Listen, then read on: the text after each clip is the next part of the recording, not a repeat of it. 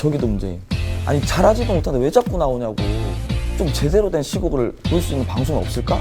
그것도 모르냐? 최고의 마이크 있잖아, 최고의 마이크. 오빠들 그거 몰라요? 정미경 최고 마이크. 정미경 정미경 최고 마이크. 최고 마이크. 최고 마이크. 정미경 최고 마이크 응원합니다.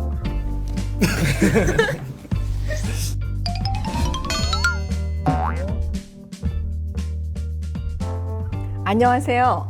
정미경 최고의 마이크 두 번째 시작합니다. 오늘은 가장 특별한 손님을 맞이했습니다. 장지현 의원님 모셨습니다. 안녕하세요. 안녕하세요. 오늘 사실 우리 둘 다 마음이 되게 안 좋거든요. 그래도 우리 당원 여러분, 국민 여러분을 위해서 그래도 좀 밝게 웃으면서 진행을 해보려고 합니다. 의원님, 지난주 되게 고생 많이 하셨죠? 예, 일주일 동안 잠을 거의 못 잤고요. 네. 어저께 하루 좀 잘라고 누웠는데 사실은 많은 상념들이 들더라고요. 어차피 저들은 수와 힘으로 밀어붙였고 패스트트랙을 태울 수밖에 없는 상황이었고 저희들은 뚫을 수밖에 없는 상황이잖아요. 국민들께 이게 얼마나 부당한지를 알리기 위한 몸부림을 쳤는데 국민들이 어떻게 평가하실지 좀 걱정이 됩니다. 의원님이 그 모든 걸 다 한 줄로 딱 종합해서 말씀하셨어요. 그 장면이 기억이 나요. 독재하십니까? 언제부터 심상정 위원장이 이렇게 독재적으로 보였습니까? 독재자입니까? 원래 정개특위가 행정안전위원회 회의실에서 열렸는데 그날은 정말 뒷구멍으로 정무위 회의실로 옮겨가지고 모든 강행 준비를 해놓고 기다리고 있더라고요. 그래서 심상정 위원장이 지금까지 우리 국민에게 뭐라 그랬습니까? 소수자를 대변하고 맞습니다. 소수자의 목소리를 경청해야 된다. 그리고 거대 정당의 일방적인 의사결정에 대해서 뭐라 그랬습니까? 의회민주주의의 폭거다.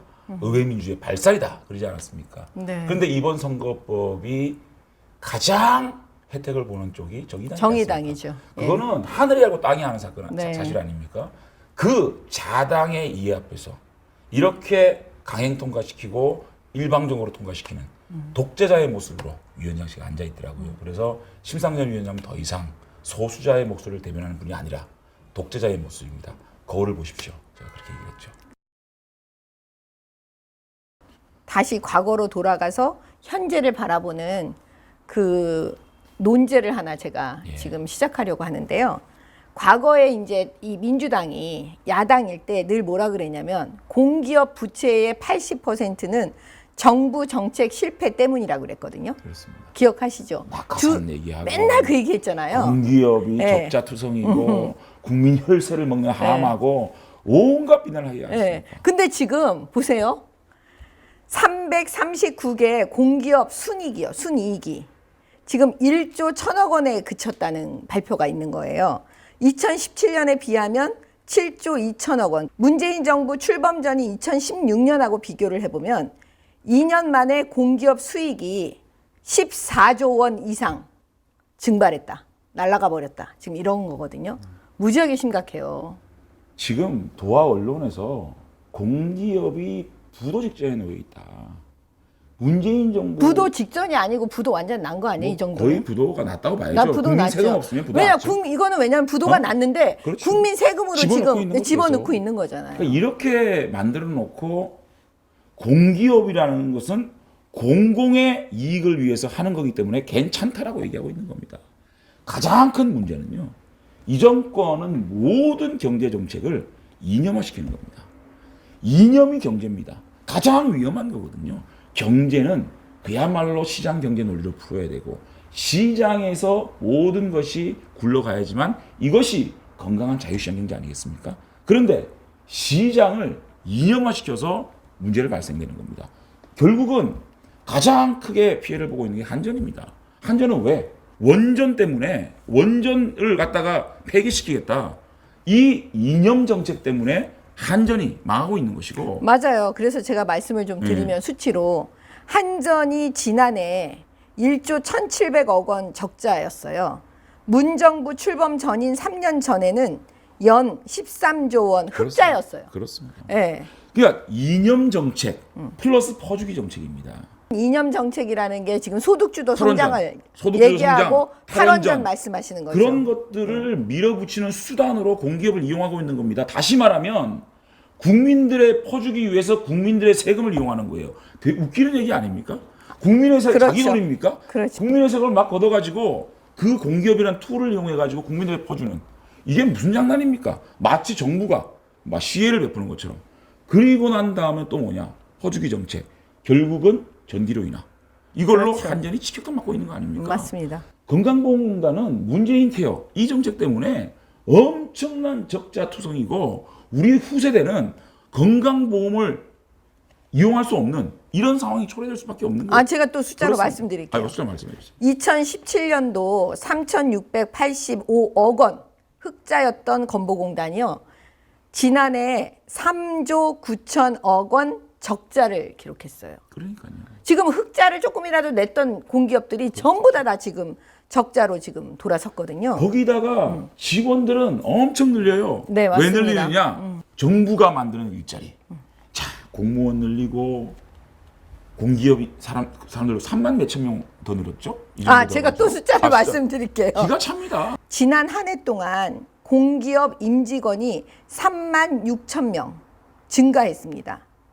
올 1분기에도 공기업들은 2만 1,000명을 더 뽑아서 전체 인력이 40만 명이 넘어섰어요.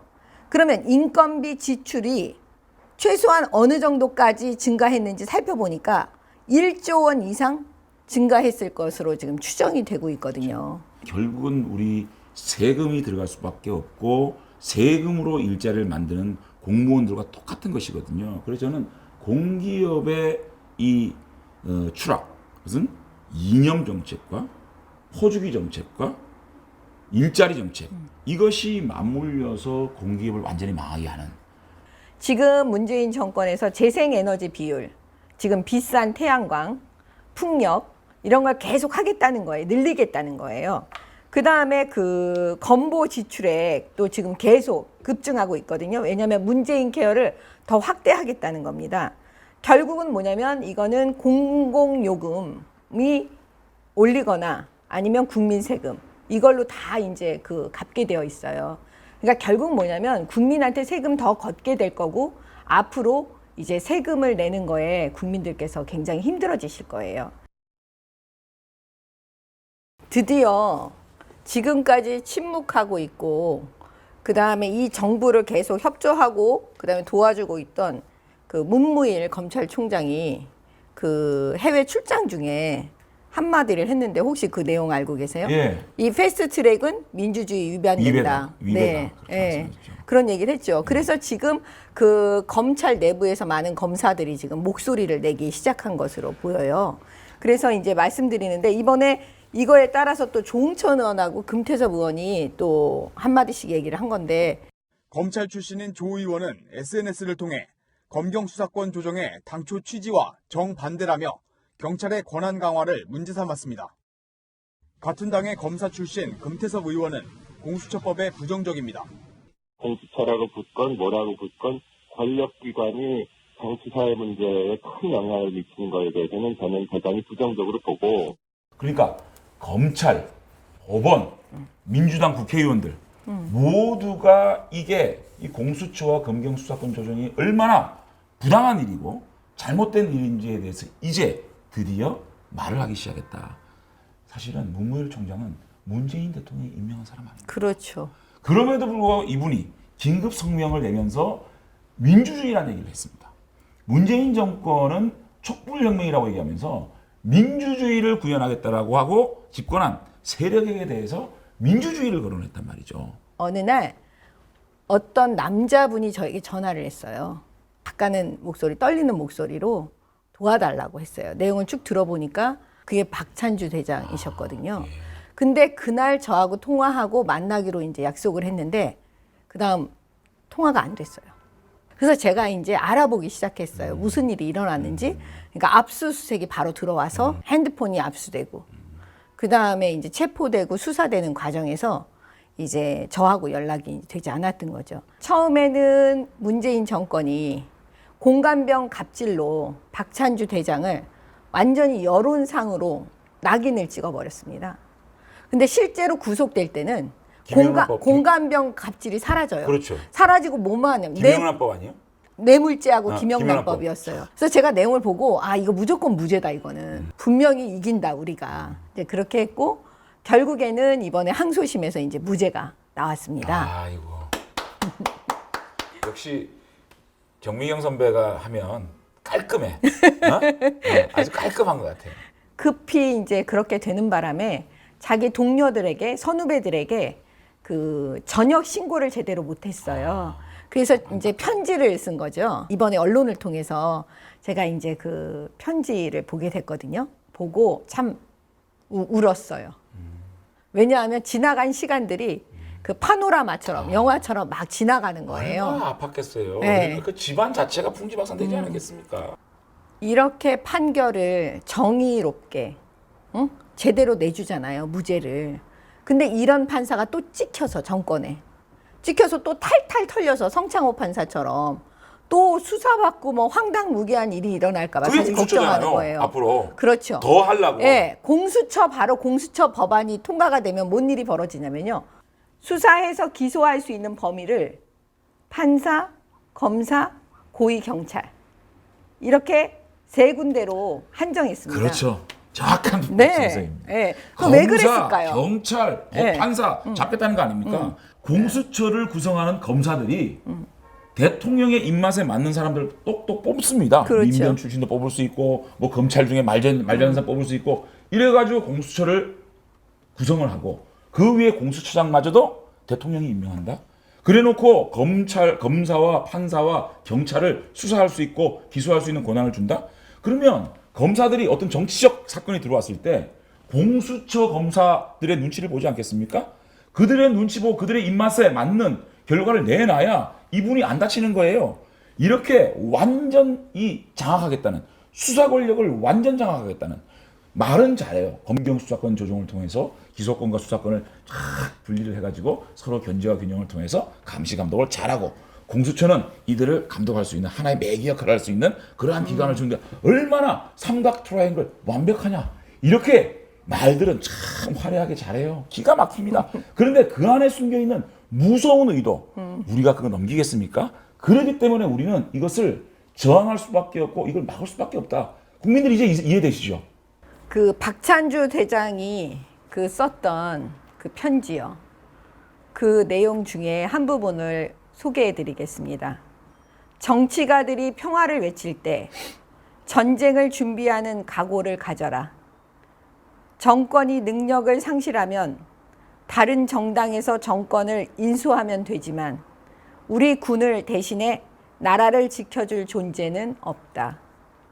여러분, 온 평생을 군에 몸담았던, 그런데 정권에 의해서 자기 인생의 모든 것이 망가져버린 이 장군의 마지막 동료들에게 주는 편지 내용입니다. 우리 장제원 의원님 오셔갖고 긴 시간 이렇게 얘기해 주셨는데 젊은 에너지를 발산시켜 주시고 또 활력을 우리에게 주시는 분이거든요. 앞으로도 여러분 우리 장제원 의원님 잘 부탁드립니다.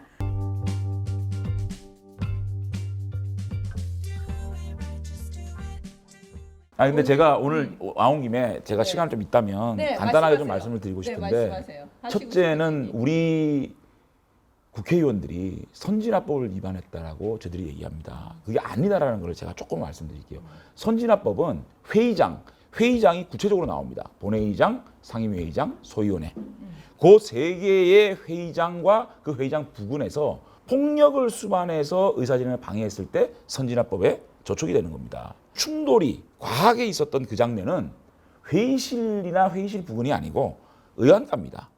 팩스를 통해서 이들이 법안 발의를 하려고 그랬고 불법으로 사회범위를 자행하지 않았습니까? 그거를 막기 위한 정당한 저항이었는데 거기에 바로 갖고 오고 망치 갖고 온 사람이 누굽니까?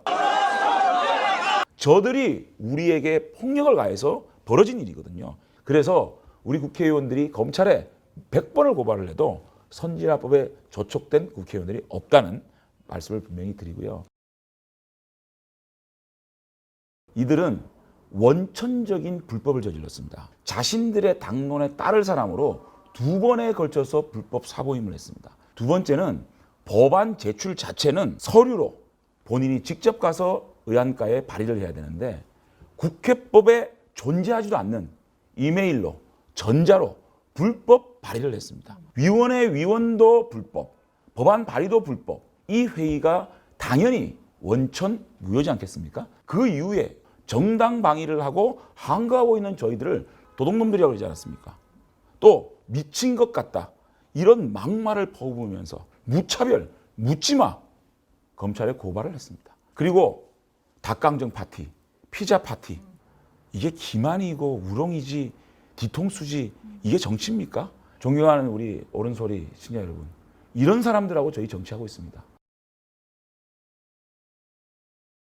제가 얘기를 간사하지 않았습니까? 이 가짜 일자리 정책으로 54조를 날렸습니다. 작년 연말에 24조를 또 가져갔습니다. 모두 지금 일자리가 없어갖고 우리 청년 체감 실업률이 24%가 4명 중에 1명이 일자리가 체감적으로 없는 이런 상황을 만들어 놓고 2019년도 예산 스몰판을 갖고 와가지고 추경해내려고 합니다. 내일 모레 차관 저한테 온대요. 작년에 국민 여러분 470조 대한민국 건국 이래 가장 큰 예산을 갖고 왔어요. 제가 부총리하고 차관한테 물었어요. 이런 큰 예산을 갖고 와가지고 어떻게 하려고 그러냐. 그러면 추경을 안 할 겁니까? 어떻게 470조를 통과시켜 주시는데 추경을 하겠습니까? 그런데요. 470조 통과시키고 난 다음에 1분기 동안 다 썼는지 추경 그거 15조 지금 한 거 아니요. 아직 6.7조. 아니 최근 거는 6.7조. 아 작년 추경? 네, 작년 추경도 추경. 지금 제가 언론에 보니까 네. 작년 추경도 아직 쓰지 않고 남은 게 있대요. 그래서 제가 그러잖아요. 네. 추경 중독이라고. 그리고 이번에 추경 얘기 잠시만 할게요. 이 어차피 경제 얘기 나왔으니까. 네. 6.7조를 갖고 왔는데 6.7조 중에 재예산은 단 2조밖에 없습니다. 그렇죠. 1조는 미세먼지 대책이라고 갖고 온 게 노후 경유 자동차 없애는데 보상해 주는 것밖에 없어요. 그게 답니다. 그래서 제가 땜빵 미세먼지 대책이라 그러는 것이고요. 그다음에 이 지진, 산불 문제 뭐 갖고 온 거냐입니까? 현장에서 단기 복구 일자리를 가지고 그게 답니다. 찔끔 재대책 예산이다. 여러분들 또 분명히 기만할 겁니다. 추경의 안전 예산에 발목 잡는 자유한국당이라고 얘기할 겁니다. 그런데 그 6.7조의 추경 안에는 재예산, 미세먼지 예산 2조밖에 안 들어 있습니다. 제가 1조 8천 이미 작년에 예비비로 써라고 제가 만들어 드렸습니다. 그 돈 먼저 쓰면 됩니다. 저희한테 민생을 발목 잡는 정당이라는 얘기 문재인 정부만큼 할 수 없다. 저는 이렇게 제가 분명히 이건 확인해 드립니다. 청년 추가고용 장려금은 이게 뭐냐면 원래 설계된 거는 기업에서 2명을 고용하면 1명을 지원해 주는 거예요. 이 기업들이 장사가 돼야 사람을 뽑을 거 아닙니까? 2명을 뽑을 기업이 없는 거예요. 어떻게 한 줄 압니까? 이제 2+1을 1+1으로 바뀌었어요. 1+1 하면 누구 1명 세워놓고 1명 고용 받을 수 있는 거 아닙니까? 자녀나 뭐 아는 사람 하나 올려놓고 한 사람 정부 돈 받는 거. 이런 식으로 악용한다는 건 아닙니다. 우리 중소기업인들이. 얼마나 힘들겠습니까? 다만 이렇게 우리 세금이 헛되어 쓰여지고 악용될 수 있는 소지를 가지고 있는 정말 나쁜 가짜 일자리 정책이죠. 전등, 그 끄기 이런 일자리 창출이잖아요. 고속도로 아르바이트. 풀 뽑기. 네, 그런 역에서 짐 들어주기. 그러니까 그 아르바이트. 그 보도 나오니까 바로 어떻게 하는 줄 알아요? 아, 그거는 각 공기업에서 각 국립대학에서 한 거지 정부는 몰랐다 그래요. 아니 그렇게 나는 진짜 난 진짜 누님이 빨리 들어와요 국회에. 알겠습니다. 농촌 정착 지원 자금. 네. 이게 뭐냐면 도시 젊은이가 농촌에 가면 무조건 100만 원을 줘요. 네. 한 달에. 네. 근데 이거를 나중에 어떻게 썼는지 갖고 와보라. 갖고 왔는데 뭐 썼는지 압니까? 구찌백 사고요. 외제차 리스하고요. 그런 것들을 800억, 900억 갖고 온 겁니다. 이거 삭감하려고 드니까 장관부터 시작해가지고 와가지고 난리가 났다는 거 아닙니까? 이거 제가 삭감 일부 했습니다. 딱 12월 5일 되면 상정을 자동으로 할 수밖에 없는 상황이 되거든요. 국회의장이 직권상정할 수 있는 상황이. 그러니까 예산의 시즌은 정부의 시즌이지 이 야당의 시즌이 아니에요. 아니, 그래서 근데 너무 어려워요. 너무 힘들어. 이거 많이 잘릴 거예요. 10분으로 아니 만들기 때문에. 잘려도 오늘 정미영 선배 만나서 그래도 이런저런 얘기 그러니까 영상에 나갈지는 안 나갈지 모르겠지만 많은 얘기를 좀 수련하게 제가 이 패스트트랙이 태워지고 이틀째 3일째거든요. 잠이 안 오더라고요. 역사에 죄 짓고 있는 거 아니냐. 사실은 우리 국민들이 바라볼 때 이 민생이라는 추경을 또 자유한국당이 발목 잡는다고 국민이 느끼지 않으실까. 사실 이 산불로 논 잃고 밭 잃고 가축 다 잃고 그 현장에서 울부짖는 국민들 생각하고 또 아직까지도 지진 때문에 포항에서 텐트에 살고 계시는 국민들을 보게 되면 정말 우리 세금이라는 게 그런 데 쓰여져야 되는 거 아닙니까? 그리고 이 누더기 같은 너덜너덜한 연동형 비례대표제가 저희들이 정말 협상을 안 해가지고 이것이 정말로 지들이 강행 통과를 해버린다면 이걸로 21대 총선이 정말 민의가 어떻게 드러날지 모르는 이러한 실험의 장으로 변모해야 될 21대 총선을 생각하면 잠이 안 오더라고요. 그런데 오늘 참 긴 시간 동안 나랑 가장 통하는 우리 미경이 누나하고 얘기를 해서 너무 좀 반푼 정도는 풀린 것 같습니다. 오늘 불려서 고맙습니다. 아이고 감사합니다.